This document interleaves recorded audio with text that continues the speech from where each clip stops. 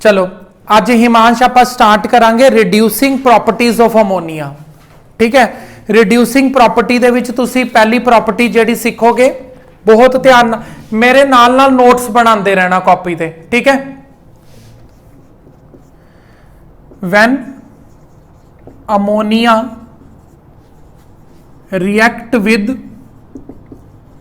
Access of chlorine, ये excess नू ना थोड़ा हाईलाइट कर देना, जिवें वार्म वाटर नू हाईलाइट कीता सी ना उवें ammonia react with excess of chlorine. ठीक है, तरुण मैनू चाहिए तू मेरे नाल लिखे, बुक का काम घर वास्ते रखा करो, ट्यूशन वास्ते नोट्स ते उरे ध्यान दिया करो। क्लोरीन एक्सेस च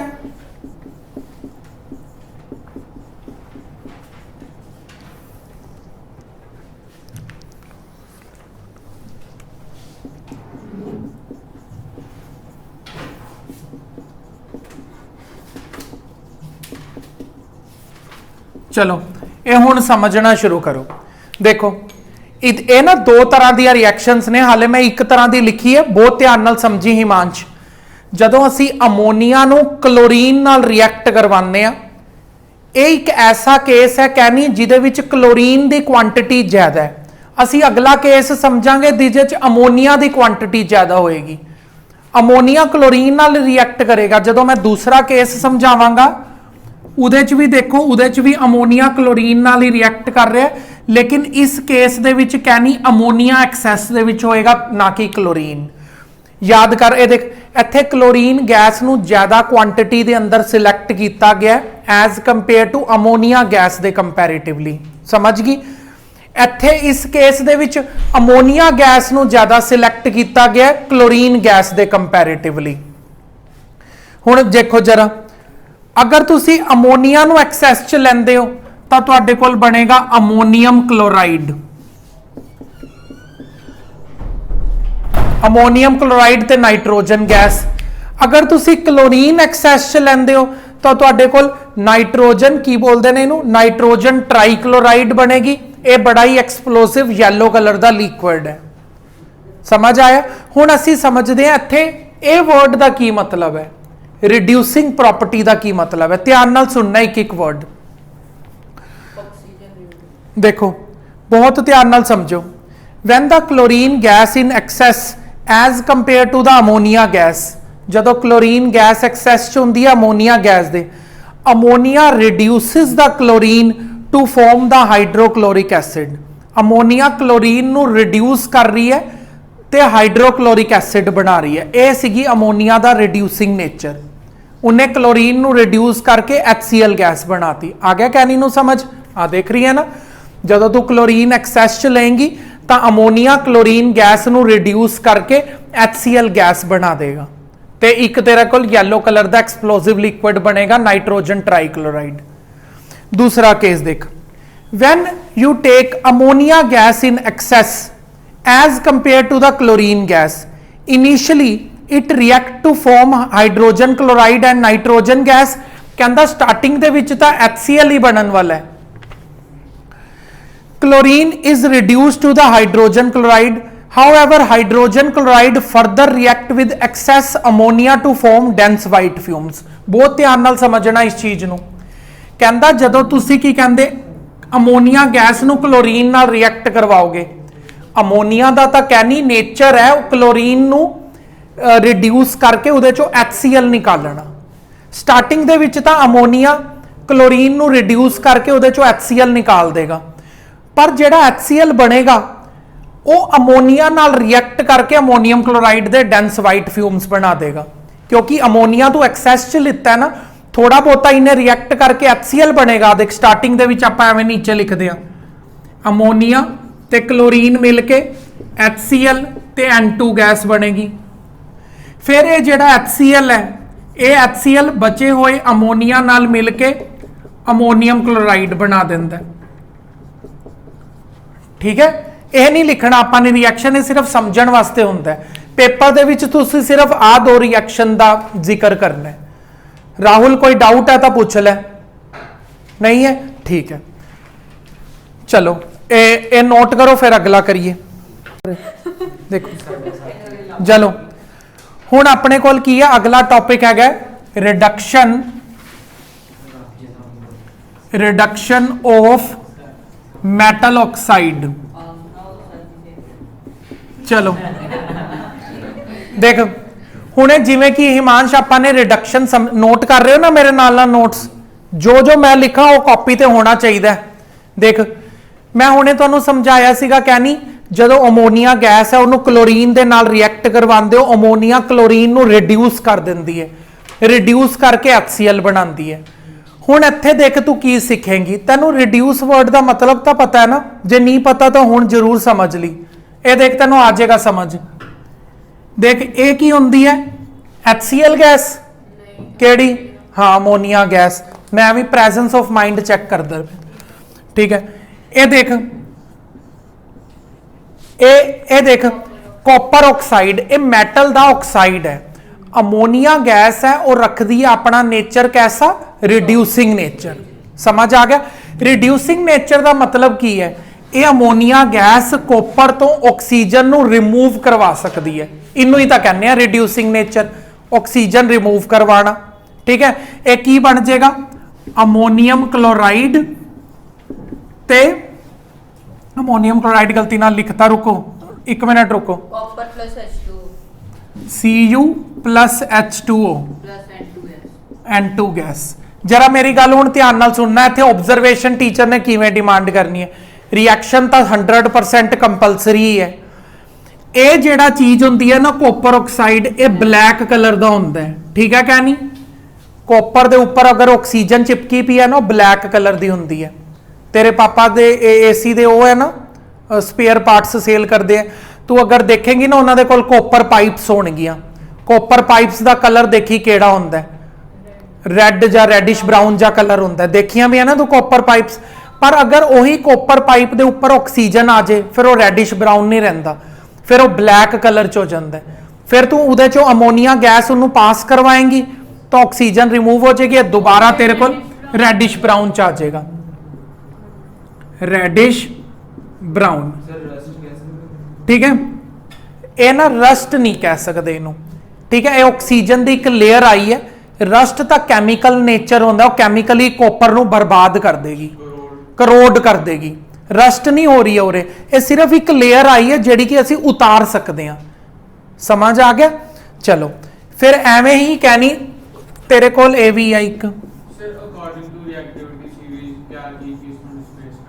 नहीं है वो नहीं है, ये इत्थे अमोनीया का रिड्यूसिंग नेचर पकड़ रहे सी, रिएक्टिविटी सीरीज नहीं है 9th वाला।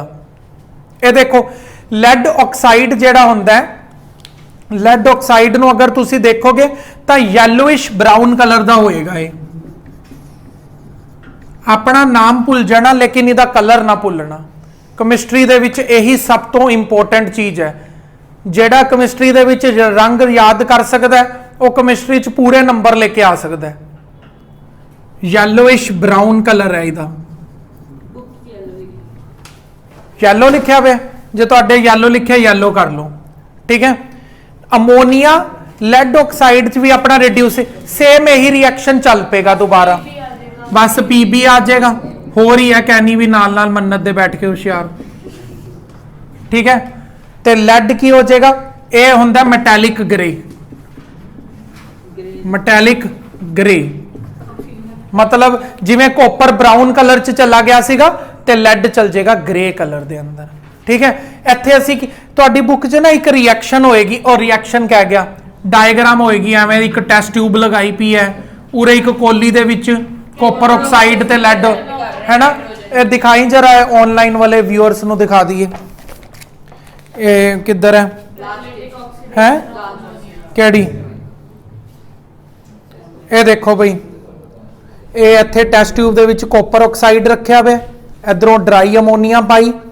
ठीक है, तो कॉपर ऑक्साइड बाद चो जिहड़ा उरे बचेगा ना, ऑक्साइड तो चला जाएगा, सिर्फ कॉपर बचेगा जिहड़ा कि ब्राउन कलर का होएगा, ते लैड जिहड़ा होएगा वो ग्रेइश कलर का होएगा। चलो देखो हुण जिहड़ा ये टॉपिक है ना, ये 2 चैप्टरां का मिक्सचर है, एक अपने को एक अलग तो चैप्टर है एनालिटिकल केमिस्ट्री, जिन्हों ने तो अच्छी तरह प्रिपेयर किया होया इस पूरे टॉपिक ਨੂੰ स्किप कर सकते हैं, जिन्हों ने कभी नहीं किया बहुत ध्यान नाल देखण।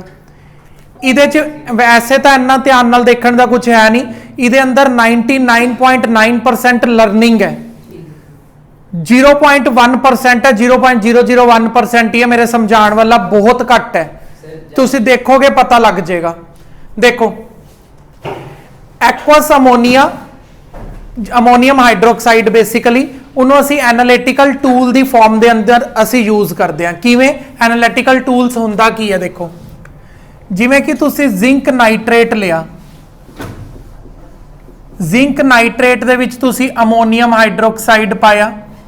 जरा ध्यान नाल समझना, मैं जिहड़ी चीज कही है ना 99.9% लर्निंग, उस ध्यान नाल समझना। ये चीज तुहानू पेपर च दिती होएगी, ठीक है, ये चीज ठीक है। जिंक नाइट्रेट अमोनीयम हाइड्रोक्साइड नाल रिएक्ट करके की बनांदा है ते तुसी की ऑब्जर्व करदे हो, ठीक है। ये सिर्फ ये चीज दिती होएगी तुहानू ते तुहाडे कोल बनेगा तू ना बोल अमोनीयम नाइट्राइट, अमोनीयम नाइट्राइट ते जिंक हाइड्रोक्साइड। ये जिंक हाइड्रोक्साइड दी कहनी पीपीटी बनेगी। पहला तो रिएक्शन देख, जिंक नाइट्रेट ते अमोनीयम हाइड्रोक्साइड, ये जदों दोनों रिएक्ट करते हैं तो अपने कोल अमोनीयम नाइट्रेट ते जिंक हाइड्रोक्साइड दी पीपीटी बनी है।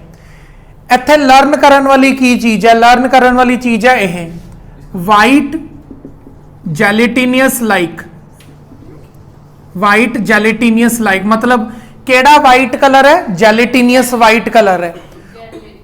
और जेड़ी दूसरा क्वेश्चन पूछणगे, पहला क्वेश्चन की पूछना उन्होंने ये वाला, जिंक नाइट्रेट नूं तुसी अमोनीयम हाइड्रोक्साइड च रिएक्ट करवान ते की पता लगाया, रिएक्शन लिखो, पता की लगाया, जिंक हाइड्रोक्साइड दा पीपीटी बनया जी, जेड़ा इस कलर दा है। समझ आ गया। फिर वो क्वेश्चन की पूछते ने, first you have added drop wise, ammonium hydroxide नूं पहला तुसी ड्रॉप ड्रॉप करके पाया तां की बनेगा, अगर तुसी एक्सेस च पा दो तां की बनेगा। समझ आया क्वेश्चन। जदों ड्रॉप ड्रॉप करके पाओगे तां ये बनेगा, जेड़ा कि पीपीटी बने। पीपीटी मतलब होंदा है एक ऐसी चीज बन गई जो अमोनीयम नाइट्रेट दे अंदर इनसोल्यूबल होएगी, इनू पीपीटी बोलते हैं। गुरांग आ रहा समझ। जदों तुसी एक्सेस च करोगे, की एक्सेस दे विच अमोनीयम हाइड्रोक्साइड नू जदों एक्सेस च पाओगे तां ये जेड़ा जिंक हाइड्रोक्साइड तुहाडे कोल बनिया ये इनसोल्यूबल तो सोल्यूबल च चला जाएगा। तुहाडी बुक दे विच सोल्यूबल वालियां भी रिएक्शंस ने, पर सिलेबस दे विच सोल्यूबल वालियां रिएक्शंस नहीं करनियां, तुसी सिर्फ ड्रॉप वाइज वाली रिएक्शन करनी है और ऑब्जर्वेशन लर्न करनी है। अगर असी एक्सेस च पावांगे तां की होएगा, एक्सेस च पाण ते की होया, जेड़ा शुरुआत दे विच जेड़ी पीपीटी बनी सी वो सोल्यूबल हो जाएगी, पहला तो इनसोल्यूबल सी, हुण सोल्यूबल हो जाएगी। कहनी तीन चीज़ां याद करनियां ने, number 1 reaction, number 2 colour, number 3 excess दे विच सोल्यूबल हुंदा कि नहीं हुंदा, हुंदा एक्सेस दे विच सोल्यूबल हो जाएगा। एक्सेस कीदा एक्सेस इत्थे ब्रैकेट च लिख ली, अमोनीयम हाइड्रोक्साइड दा एक्सेस। चलिए अगे, अगला अपने कोल हैगा आयरन सल्फेट। नाल नाल नोट्स बनांदे पियो ना। हुण देखो आयरन सल्फेट, आयरन सल्फेट नूं ध्यान नाल समझना है। देखो आयरन सल्फेट दे अंदर की होएगा, देख जिवें इत्थे जिंक नाइट्रेट लिता सी तां अमोनीयम नाइट्रेट बनिया, और डोर क्लोज कर दो। जिंक नाइट्रेट लिता तां अमोनीयम नाइट्रेट बन गया सीगा, ठीक है। हुण देख इधर बैठ, अगर आयरन सल्फेट लवांगे तां की बनेगा मन्नत, अमोनियम सल्फेट। सर NH के पास नहीं आएगा, उसके साथ उसकी लड़ाई। ठीक है, और अमोनियम सल्फेट तो उस तो बाद देखो आयरन हाइड्रोक्साइड, आयरन हाइड्रोक्साइड जरा ध्यान नाल समझ, आयरन सल्फेट दे नाल की बन रहा देख, बहुत ध्यान नाल समझी कैरी, ये देख कहनी उरे भी मैनू हसी दी आवाज जिदी आएगी बाहर जाएगा, 1% भी पहला हार्दिक तू जाएगा, मैनू डिस्टरबेंस नहीं चाहिए एक माइन्यूट जी भी। आयरन की वैलेंसी 2+ है, सल्फेट की भी वैलेंसी 2+ है, ये दोनों कैंसल होए ने तद ये बने। इत्थों वैलेंसी पता लगा लिया करो, यदि इत्थों वैलेंसी पता लग गई तो जदों हाइड्रोक्साइड नाल रिएक्ट करेगा तो आयरन हाइड्रोक्साइड बन जाएगा। ये ना एक होर आएगा थोड़ी देर बाद, FeOH3 वाला भी आएगा, ठहर के आएगा, ये हाले 2 वाला आया है। जे 2 वाला होए तो उदा कलर है dirty green, dirty green insoluble है। अगर तुसी एक्सेस पा दो, अगर तुसी अमोनिया का एक्सेस पा दो, ये तावी इनसोल्यूबल ही रहेगा। फर्क समझ आ गया? देखो 3 चीजां हमेशा लर्न करनियां होंदियां ने, नंबर 1 रिएक्शन, नंबर 2 प्रेसिपिटेट का कलर, और नंबर 3 एक्सेस ते पाण ते की ऑब्जर्व करते हैं असी, वो सोल्यूबल बनता कि नहीं बनता। ये नोट करो, फिर तीसरा करिए। देखो राहुल हुण अपने को अगलियां 3 ने, अगर कैनी ध्यान नाल देखेगी तो उन्होंने पता लगेगा उरे आयरन की वैलेंसी कितनी है, 3, क्योंकि क्लोरीन की तो 1 होंगी है ना, तो इत्थे आयरन 3 वाली वैलेंसी वाला यूज किया गया है। देख इत्थे बनेगा कैनी तेरे को अमोनीयम क्लोराइड, क्योंकि इत्थे Cl वाला लिता है। इधर की बनेगा तेरे को अमोनीयम नाइट्रेट, और इत्थे भी तेरे को अमोनीयम नाइट्रेट ही बनेगा। इन्ना को क्या नहीं समझ आया तीनों केस च? हुण देख आयरन ते हाइड्रोक्साइड, जदों आयरन ते हाइड्रोक्साइड मिलणगे तो 3 वाली वैलेंसी वाला आएगा, थ्राइस। मैं हुणे तेनों कहा सी ना, जदों 2 वाला आएगा तो डर्टी ग्रीन, जदों अपने कोल आएगा 3 वाला तो उन्होंने कहने आप रेडिश ब्राउन, रेडिश ब्राउन। अगर तू एक्सेस दे विच ऐड कर दी है, एक्सेस दे विच ये इनसोल्यूबल दा इनसोल्यूबल ही रहेगा, ठीक है। और स्टार्टिंग च ड्रॉप वाइज ते भी इनसोल्यूबल सी और एक्सेस च भी इनसोल्यूबल। हुण तक सोल्यूबल केड़ा आया? सिर्फ जिंक हाइड्रोक्साइड आया, बाकी सारे इनसोल्यूबल चल रहे ने, ठीक है ना। एवें याद करना भी अपने वास्ते सौखा है। हुण ये देखो ये FeOH थ्राइस इनसोल्यूबल है, अगर तू एक्सेस च भी पा दे भी। आ की बनेगा देखो lead hydroxide, sir zinc hydroxide आया, हाँ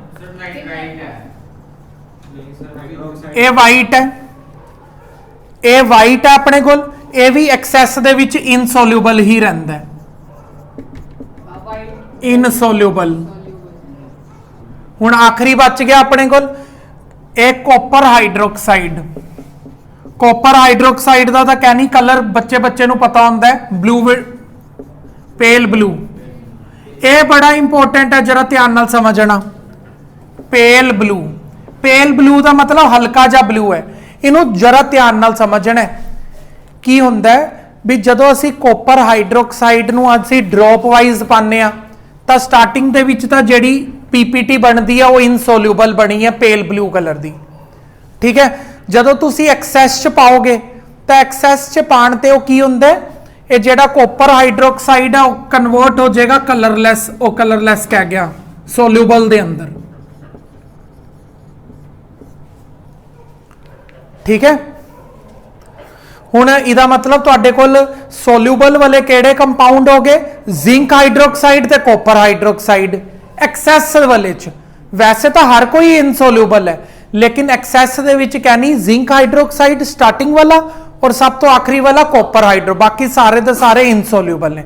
हुण एक बार कलर रिवाइज कर मेरे नाल, फिर छुट्टी करांगा। Zinc hydroxide gelatinous white, white gelatinous like, ठीक है। फिर अगला अपने को आया आयरन हाइड्रोक्साइड 2 वैलेंसी वाला डर्टी ग्रीन, फिर 3 वैलेंसी वाला रेडिश ब्राउन, फिर अपने को आया लेड वाइट, सिंपल वाइट। इनू चौकी वाइट लिखा हो सकता है शायद तुहाडी बुक च, वाइट ही है, ठीक है। फिर उस तो बाद आया कॉपर पेल ब्लू, ਇਹ ਕੋਪਰ ਵਾਲਾ ਜਿਹੜਾ ਹੈਗਾ ਤੇ ਜ਼ਿੰਕ ਵਾਲਾ ਜਿਹੜਾ ਸੀਗਾ ਉਹੀ ਐਕਸੈਸ ਦੇ ਅੰਦਰ ਸੋਲੂਬਲ ਹੁੰਦੇ ਨੇ, ਬਾਕੀ ਨਹੀਂ ਹੁੰਦੇ। ਆ ਗਿਆ ਸਮਝ?